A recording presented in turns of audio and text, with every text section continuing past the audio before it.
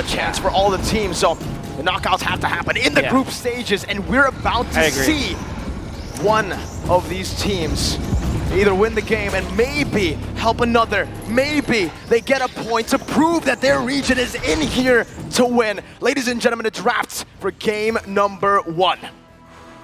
Right off the bat, you would think about utility junglers now for both teams. I think homeboys like Chibi, especially with the Joy as well as the Bash. I mean, Joy is not a quote-unquote utility jungler, but that's his, as Southeast Asians call it, power hero, right? Is it also called Power Hero in Malaysia? Power Pick for the English. Right. I can tell you the BM one, but I don't think it's going to be as relevant. Yeah, what is it? Power Pick. I think BM it one. Guasa? Guasa. Yeah. All right. But yeah, anyways, speaking of Power Picks, homeboys do love that Joy. And I don't know if they are willing to trade the Nolan for the Joy, specifically against TOB. Maybe they are, because they kind of... it has been proven that TOB, even when they play assassins for best player, like your Fanny, like your Nolan, they are beatable in that regard.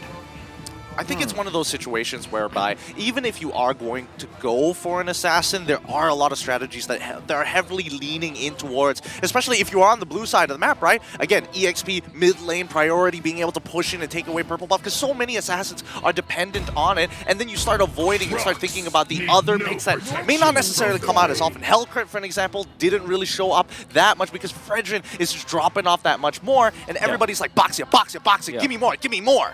Now TOB don't want more. They want to just deny it away instantly from homeboys. We've seen that Chibi, if he gets his hands on a utility jungler, someone that can last hit really well, his retries are almost impossible to beat. And for best player 1, even on the utility junglers, he does struggle in that retry department. So that's something that TOB wants to just get out of the way, and maybe they want to get...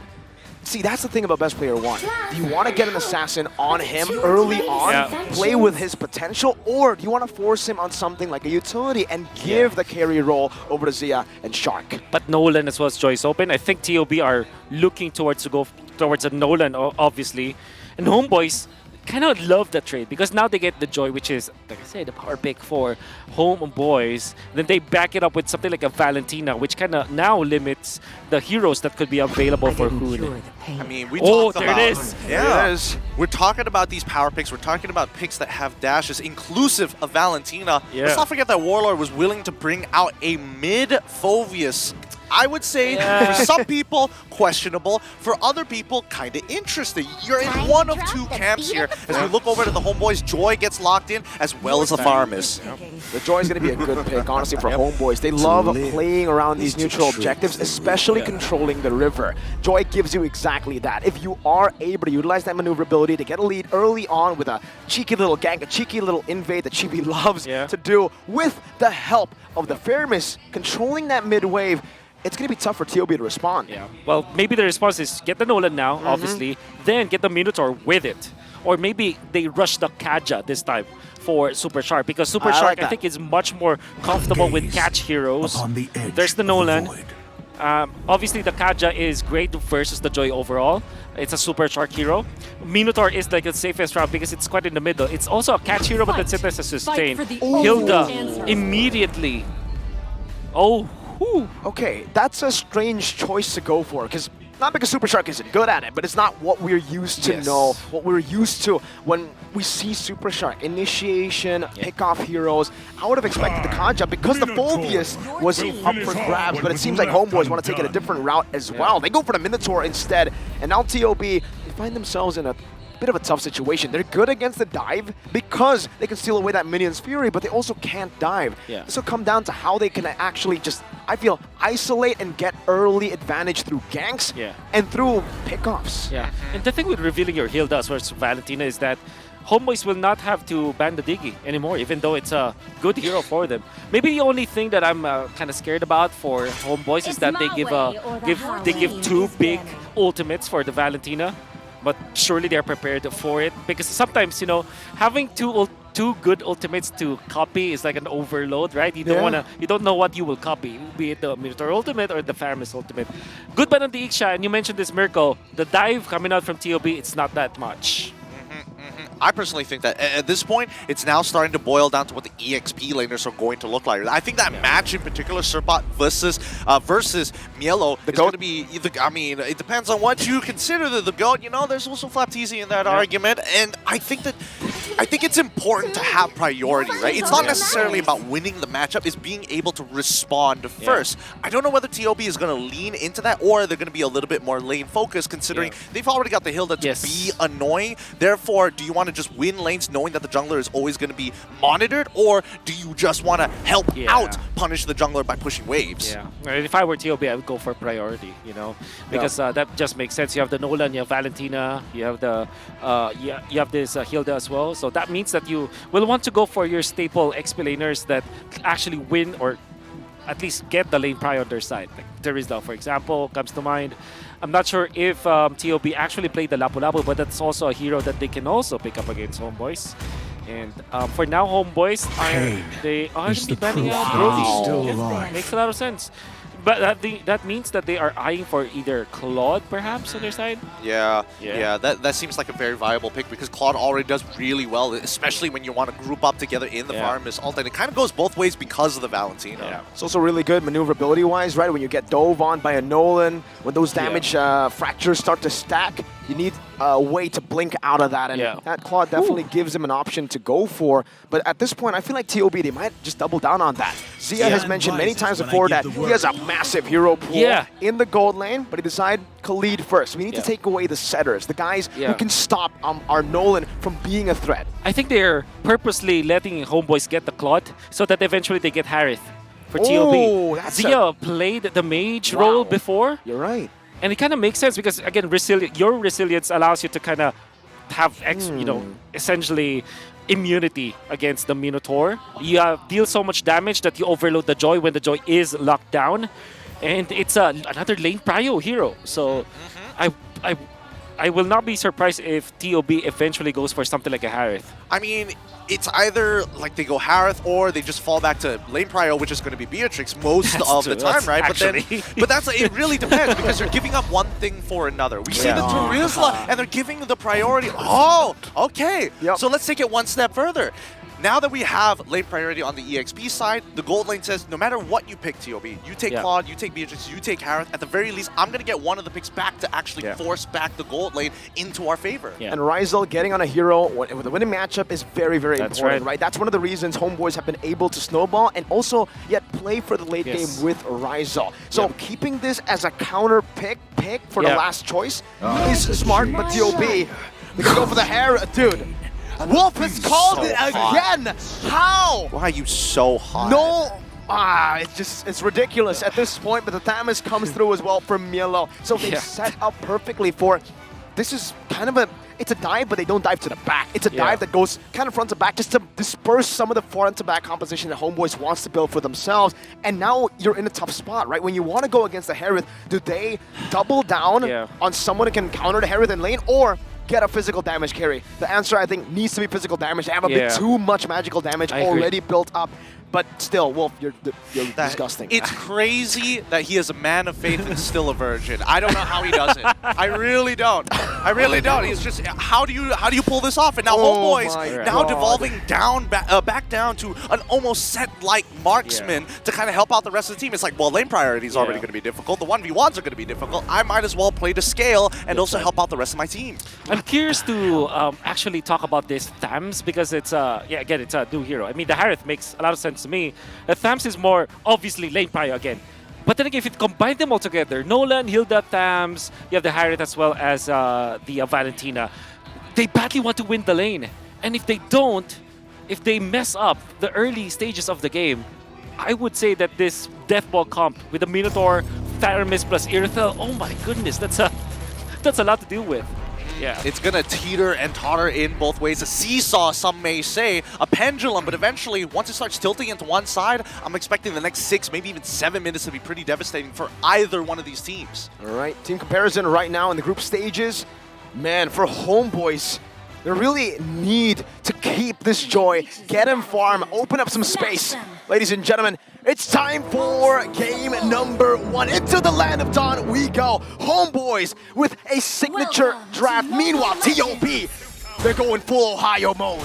Oh man, TOB going to be playing on the blue side up against the Homeboys on the red side. This is going to be one match you do not want to miss. But speaking of which, Super Shark getting chunked out pretty heftily here. It looks like, you know, Zorn and Chibi have been working together to kind of make sure that Super Shark isn't able to kind of slow this down. But regardless, we're already seeing Nolan power farming like heck. Yeah. It's going to be important to always outspeed the Joy in this case. And I think that we've seen this matchup so many times throughout the group stages. Early game, you can see Nolan just destroy the laning, the jungle. And then with 3 big dudes, I mean, well, just one big dude and one Faramis defending Chibi, it's difficult to actually invade that guy. Yeah, it's typical. And also, Super Shark decided to take Petrify here. The Retribution coming down pretty hot from Best Player 1. Oh. This is making it really awkward in these first couple engages. The rifts are good enough, and Chibi is punished instantaneously. Nicely done by the Ohio brothers. Boy, oh boy. Let's call in that tech pause here. Thank God. Oh my God. Oh my goodness, thank God. And we have time to breathe and time to think. And I like that you pointed out that Petrify on the Hilda. I think this might be the first time I've seen it done professionally. You go typically for sprint because you gotta take care of yourself. And having the Petrify is like a... Perhaps what they wanted to do was to also use the, you know, the CC retry kind of thing when it comes to like the turtles, the neutral objectives. But you can also do that during the first few minutes of the game when you're jungling, right? You Petri the enemy jungler and then all of a sudden the stacks are, you know, are better. The odds are better on your side. Kaja at home, you know, when I'm Kaja at home. Mom, we need a divine judgment. We have a Petrify. We got a Petrify. It's Chill, okay, all right? And it also helps the fact that, you know, Joy has been adjusted. That dash is no longer anti-CC, so if you do actually dash forward, get petrified, you're going to be punished. You're right. It's literally a light version of CC of Lockdown. And that's something they will utilize really well. They have a lot of damage output, man. I mean, especially in early game, that level of prio in the early game, the level of Snowball, we're already seeing it. Saw that angle from Best Player 1. Just crossing the Tier 1 and Tier 2 to cross into the purple buff and get a steal over Chibi. Stealing a buff over Chibi. Bro, this is one of the retreat gods in Malaysia. Look, it's level 3 to level 2 at that point in time, level 4 to level 2 currently, and it's now legitimately dangerous, right? This is what we were talking about earlier, about that teetering seesaw. It's going to be very devastating for the first couple of minutes for the side of the Homeboys to actually recover the economy at that point of time. But let's not forget, TOB is one of these very unique teams that actually really take into consideration the micro mechanics of the games, things that really, really annoy people, really piss people off. And that's exactly what they did, something that did not happen earlier. We'll get into that as we enter the game again. The pause has been resumed, ladies and gentlemen.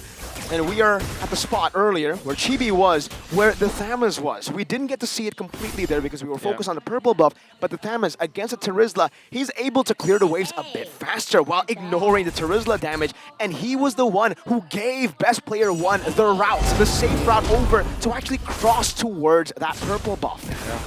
With Best Player 1 being level 5, Chibi only stay at level 3 because he did not get the purple buff. That's gonna be a free turtle.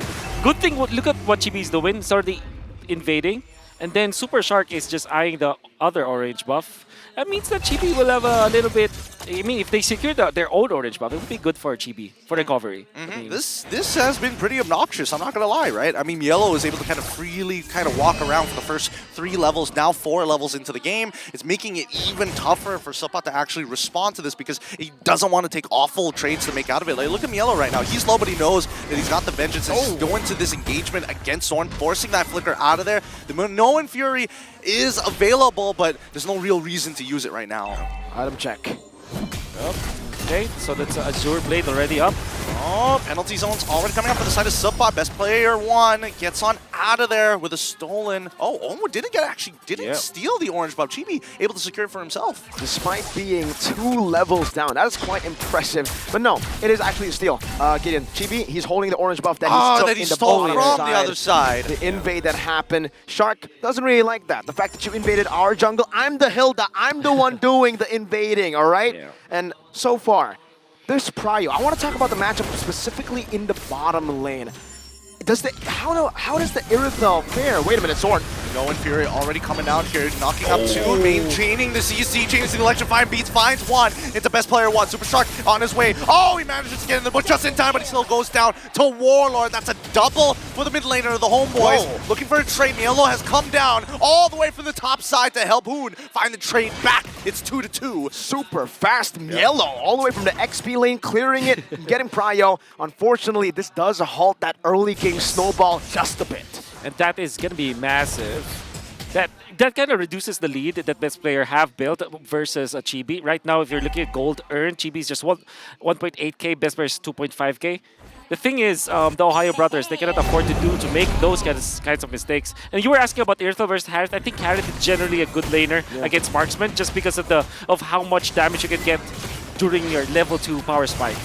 Speaking of which, next turtle falls into the hands of best player one. A no contest for the side of the Homeboys. And speaking of laning priority, look at Zia just making sure that he's getting great trades against Ryzel. You can see already the little rotation that the Ohio brothers are going for. Now that they got the turtle 2 times in a row, they want to start capitalizing on real structures. And it's the bottom side that they start with a dive. And Netherrealm is going to protect Ryzel. Underneath the tower, the dive has been thwarted. Ohio Brothers move away as Mielo getting attacked by 2 on the top side. Chibi looking for the opportunity, but that vengeance is going to keep him alive through the electrifying beats. Mielo still taking them on 1 by 1. Somebody needs to take him out. Regeneration keeps him alive. Mielo walks away. Chibi is not going to let him go. Leona Missile is picking up, but no! It's going to be the Molten Sights. Mielo 2v1 successful. That's why we call him the GOAT of NA, TOB! Once again, they successfully dive underneath the tier 2. Ryzel is dead. That Petrify put into good use. Oh no, no, I'm sorry for saying that, man. Yeah. Cursed him live. Anyways, Cursed him. Homeboys, they were able to find a kill, but still, hey, it's happening again. Another fight in the mid lane. They're not stopping. They love the chaos. Yeah. They are the Ohio brothers. Yes. And the fact that Milo went for the Corrosion Scythe first, that means that he does deal the damage, but he needs to tank up now. Somebody has to be also covering the front lines, just like Super Shark is doing, who is now going to be looking for an Sky Guardian helmet, I believe so. It's going to be what they need. And obviously, like I said, they need to keep up this pressure. The Ohio brothers, they cannot let Homeboys breathe. Yep, 4 members of the Homeboys trying to protect Chibi's purple buff at this point of time. This is, quite the momentum coming out from the Ohio brothers, right? Finally, they're looking really comfortable despite Chibi now recently purchasing the Starlium Scythe. I don't think that's going to make too much of a difference. Maybe if it does come back to that 2v1 situation against Mielo. It's all about playing with the pace, playing with the momentum and the lead, right? Homeboys, this composition, it's full of sets. It's full of that systematic gameplay. If they are able to find a big initiation, big amount of CC, the Ohio brothers will fall. And that's why they're never truly committing to neutral objectives unless it's free to take. They will split up the map, make it chaotic, and go for dives. Up on the top side, once again, the Petrify from Super Shark. This is so obnoxious. Oh my god. Oh, man. Even when they pop the sprint, Ryzel cannot run away in time. It really makes you think, where did they come up with this strategy? Was it made in Ohio? I hope it stays there. I hope it stays there. It's frustrating to see, especially like not even because I'm a Malaysian fan, but more importantly so, as a goal laner, this has to be one of those things that you're not keeping track of at any point of time. Exactly. It's like, oh man, how often do you see a Hilda have a Petrify? I mean, like, hindsight is 2020, but I've seen a lot of players struggle with that. Sometimes they forget that it's execute, it's petrify, it's flicker sometimes. They forget about it. And your body clock, like in-game, your in-game body clock already knows that, okay, this is usually what happens, so I just dodge it. So yeah, that's the power of the resilience, but it's not enough. Yep, the Minoan Fury comes out, but still, they got all of his abilities. They got the Zaman Forth, he also got the Purify as well, but how many abilities was used just to get one dude? They really hate Zia, man. But now, Warlord unable to get out of there. He loses his flicker. You can just see how fast Best Player 1 is currently. 8 minutes of the game, level 13 is the tier 1. Will start to drop. That's the thing, when you already have such a big snowball at the start of the game. Oh, they're going again. They don't want to stop. There's It's GB Petrify. next. Oh, hopefully they There's remember. Petrify. Yeah, I mean, that's the thing. They've already used the Retribution, and that's more than enough. Whoa. Wait, hold on. Best player getting some damage done, but they're just going to go straight for the invade, right? No need to do anything extravagant. Yep. They have the pet. They don't have retribution on the side of Homeboy, so surely they'll get it. And there's a lot of lead that they're establishing right now. I think, you know, there was a very questionable play coming up from Zia walking towards that fact, but you mentioned that they had to spend all of their ultimates up. I think sometimes that's worth it, specifically in this situation where you kind of want to slow down this Harith from snowballing. He is going to be up with the Crystal soon, and that means that skill 1, Synchro Fission coming out from Zia, that's going to hurt. Yeah, it's gonna hurt a lot, man. He's coming to his power spike. That's Yeah. mainly the reason why the Harith isn't really meta. The fact that you need to get that snowball, you Right. need to get rolling in the start. The fact that the OB have Prio all over has given him so much more. He's actually doubling as well. Petrify! Yep. Oh. This is so My God. obnoxious. Tell me. Come on! Yeah, I mean, everybody's got to be mauling at just the fact that Super Shark is getting away with this, but it's effective. You have to admit it is effective. This is scary, by the way. The fact that Shark is starting to recall.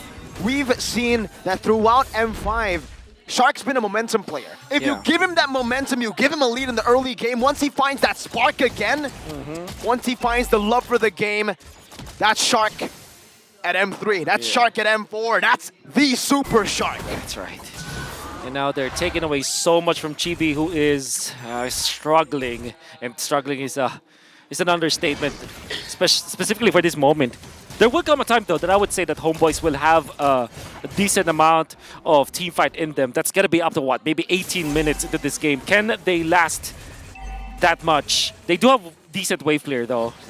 And they have the Faramis that can also always prolong the team fights. Again, this is where it gets really tough for TOB, right? The fact that now they have to fight systematically inside of the base. There's no more structures on the other side, no more isolation. But will this gold lead bring them an easy win in the team fights? Warlord was chunked instantly, conceal. Here we go, Super Shark going around the corner. Yellow's getting chunked, but here comes the stolen Netherrealms. The Minoan Fury in the middle of 3 knocks them up. Ryzel gets the free hit. Yellow is already down. GB now has to deal with the bottom side. They chunk down the mid-tier 1, but only losing Yellow. Not too bad of a trade considering how much structural damage they achieved on both mid and bot side. Yeah, considering it's only Mielo, I would say it is worth it, right, Wolf? Yeah, I would say the best option, the best case would have been if they were able to push one of the turrets. But the fact that they burned all of the turret passive, aka the holy defense, is gonna be great. Super Shark does have the Petrify. He's Just gonna do it waiting. again, right? I mean, He did use it. He did use it. Chibi's able to dash on out of there, but I think at this stage of the game, right, I don't feel like the Homeboys really want to walk out of their base. If they take a bad fight, they instantly lose more, probably not just one, but both of the low inhibitors at this point. So for Homeboys, what are they waiting for currently, Wolf? I'm seeing Ryzel, he's still building towards defense. That's a win of nature that's next up, and I don't think that's really going to help them fully control the fight. Obviously, because of the Harith, it's going to be a problem. Oh, the damage is good. Warlord flickers out of there, has to use the Netherrealm defensively, and that's the Minoan Fury. Super Shark gets punished. They break open the bottom inhibitor, but here it comes. Salmon Force as well being dropped. Subbot is down, and that's going to be a 1-for-1 trade inclusive of an inhibitor. This is just wins all across the board for the Ohio brothers. And Zia now getting really, really disrespectful. He knows he's got the damage. And he knows there's no Ryzel. They spotted Ryzel, and that was the green light for them to just go for the siege. They will, however, now pull back. They have seen Ryzel recall. And how long will Homeboys need for Ryzel to finally get those items? I think overall, as a team, 18 minutes is going to be the game changer. And then the actual time where they can now even up when it comes to like the gold is 23, unless they win a team fight outside of their base. I think that's the gamble that Homeboys can do if they want to win fast, I would say, if they want to recover fast. But then again, they actually have the incentive to wait this game out. Think about it. Their composition is great in that regard. Warlord has, Ghost Bursters, which is great for defending. They have Chibi that can also burst the lane. And you have Zord to kind of help them out, to peel for them during those, if in a case that they only have to defend their own base. So what I'm just trying to say here is that I'm enumerating ways for Homeboys to actually prolong the game.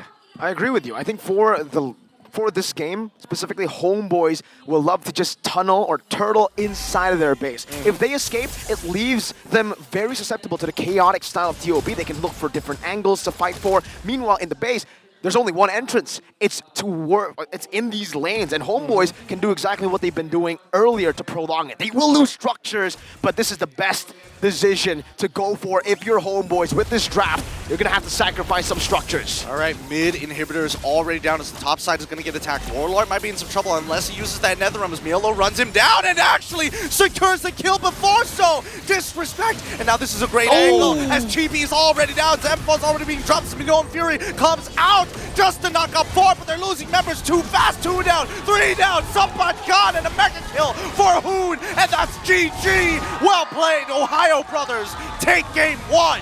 Match point. Homeboys are fighting for dear life. One more game with this match point with the pressure on them. It's a tough one. Meanwhile, the Ohio brothers, it doesn't even seem like they're relieved. They know that they're out. They know that they just want to give the best performance possible right here, right now. And this is definitely the best performance so far that we've seen at the Ohio brothers. And not only because of the way that they performed in-game, but also the draft. And the way that you mentioned it, like they are prepared. You mentioned, Mirko, that they have a lot of heroes that they want to play. Harith is the one. Thams is something that I did not expect them to actually put up. And this draft is very much all in on lane priority. Lane prio, I thought that they will be crumbling in the end. But then again, the resolve of the Ohio brothers is just there. Maybe it's because of the fact that they have nothing left to lose. That's why they played confidently. It was, you know, it was actually a good vibe that you hear, that you feel from them. The pattern is always like this when we get to NA teams. Remember M3, BTK didn't do well in groups. The Valley didn't do well in groups at M4, but it was the second chance actually that you were talking about that gave them the opportunity to come back. This time they had to do it a bit faster. They had to start performing in groups. And game 1 just showed us what TOB can really bring to the world stage. It's a bit late, but now Gideon's shaking. Yep, I mean, you can't see my feet right now. You can't see my socks in my leather shoes just going wild. Look, this is a stressful game, but you have to admit, the tempo from the Ohio brothers, that looks so good as we look at our MVP, brought to you by ROG. Super Shark, of course, with his Petrify. He's back! He is actually back with the recalls. More importantly, when they picked up the heal the third, we were kind of 50-50 about it. We thought that it would not be good, even though it generally works against assassins because what you do is to invade. You don't really feel that way because it's picked the third slot. However, what he changed was that Petrify didn't go for the sprint. He knows that eventually this Minotaur will not be able to chase him down, that the Faramis will be busy dealing with the mid lane because it's, again, another 50-50. Lane prio for the Valentina will be there. And also, this first invade was perfect. They even got a kill onto Chibi because Hoon was able to get that. After the flicker, though, it looked to be disastrous for the side of the Ohio brothers. But then, when you look at the state of the jungle where you have extra levels on best player, that's going to be great. And by the way, Milo winning this duel, this 1v2, that's actually going to... That definitely is, what you call him? The GOAT. The GOAT. Me GOAT. Yes, sir. M-I-E-G-O-A-T. Oh, when you miss the single ability, you're thinking to yourself, I got this kill under wraps, right? And then you get petrified. And then the snowball continues. And I think this is a well-crafted plan from the side of TOB. So I don't want people bringing Petrify on my Hildas in my public rank games. We're not even talking about the implications of what Super Shark has just done. Exactly. I mean, like, if you're thinking about like assassins, surely this Petrify build is gonna be very annoying. I wonder if maybe even the utility junglers will find it so, you know, annoying to deal with because of that stun at Kaja at home, like you said. and this particular fight, though, I would say that the only reason why TOB won that convincingly is because of the power spike coinciding with the amount of farm that they were able to get. So it's like farm deficit with the natural scaling of the heroes. Oh, speaking of farm deficit, look at how many purple buffs Best Player 1's able to secure. Ooh, 13-3. I mean, again, I think we mentioned it yesterday, right? But how do you deal with assassins? Lockdown is great, the first response to it, but the best way is shut down. You take these resources away, and this time it was with an assassin. It wasn't with a utility. As long as you have this much prio, that assassin can invade. That's right. You can see the build-up coming out from Zia as well. In that last clash, he was able to already get the full item build-up for the Harith. And at a 14-minute Harith with locked item is actually pretty fast, and he deals so much damage. You can see that he can two-shot the Ryzel. With the sprint, he can do anything as the Irithel because of the Synchro Fission. Skill 1 and Skill 2 plus the normal attack coming out from the Harith, it's actually pretty strong already. And then, when you pop the Nether Realm, you receive so much damage from the Synchro Fission, the Skill 1 of Harith, that in an AoE, that your extra HP from the Nether Realm just melts. And after that, you're just sitting ducks in front of the Harith because you get stunned up.